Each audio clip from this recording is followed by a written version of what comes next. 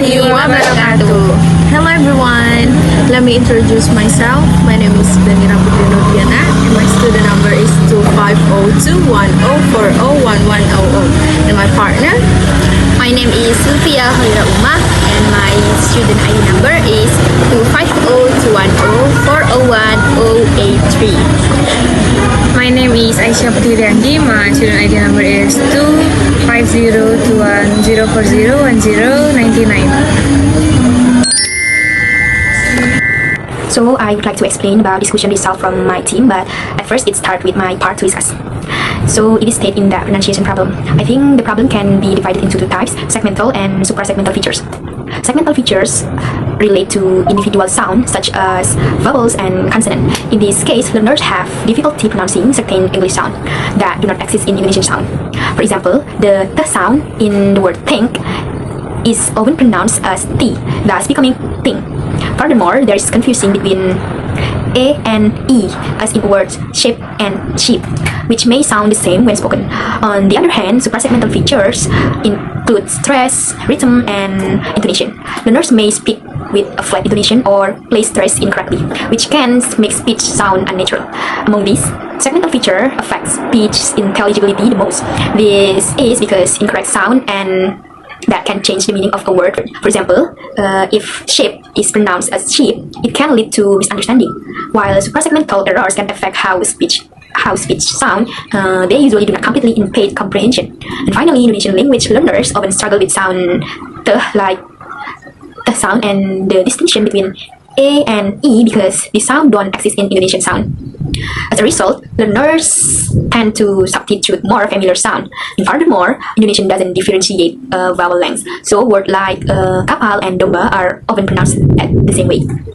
I think that's all from me, and it will continue with my partner. If I were Miss Rani, I would prioritize suprasegmental features. This is because meaning is grasped in verbal communication through patterns as much as through individual words and cues. Suprasegmental sounds group communication into coherent message that can be interpreted quickly by the listener. This pattern of speaking are critical to conversational listening. Classroom activities. Segmental feature with the following procedure. 1. Write minimal pairs on the board into columns. Example, shape and sheep, bed and bed. 2. Teacher says one word aloud. 3. Student identify which column the words belong to. 4. Student work in pairs. Student A says a word, student B guesses or points to the correct word. Suprasegmental feature with the following procedure. 1. Students stand in a circle. 2. Teacher gives a multi-syllable word. 3. Student toss a ball to each other. 4. The student catching the ball must 1. Say the word aloud. 2. Emphasize the correct. 3. Stress its syllable. To assess whether student pronunciation has improved, I will 1. Listen to student in conversation. It is of course vital for language learners to regularly practice their speaking skills with their peers, and where possible also with native speakers. 2. Tailored exercise. Another good way to assess student pronunciation is through regular assessment exercise, which are designed to address specific areas of focus.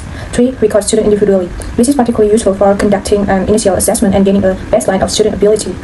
That's all from me, and I will let my partner continue. Thank you so much for all of my partner. Last but not least, it is my turn to explain about the reflection. In the first question, in your opinion, is native like pronunciation necessary for university EFL students? Why or why not?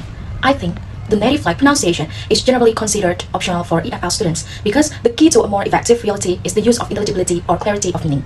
Why is that? Students do not need to lose their accent because accent is part of their identity. The most important thing is clarity of meaning.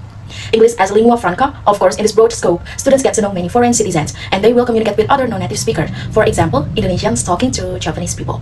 In this case, clarity is a bridge to communicate rather than imitating the dialect of Native Americans or English. And trigger load, demanding perfection like a native speaker, can foster speaking anxiety. Focusing on clarity makes students more confident in participating. We know that the problems Miss Rainey students face, such as the confusion between think and sink, where clarity is used, not accent is used. If think becomes sink, the meaning of the sentence changes completely. It's clarity that needs to be addressed, not just the style of the speech. And the second question, how can technology support pronunciation learning? So the students can significantly improve their pronunciation on their own without feeling evaluated thanks to the audio mirror that technology provides. First, text assistance, recording programs, self-monitoring.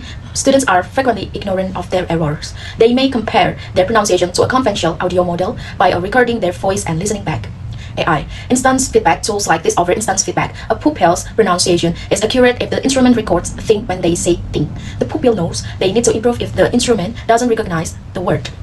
Tools tools for visual speech. Some applications display images of the form of the mouth or the pitch of sound waves. This significantly aids miscellaneous students in visually comprehending word stress and intonations. And the last is podcast and YouTube.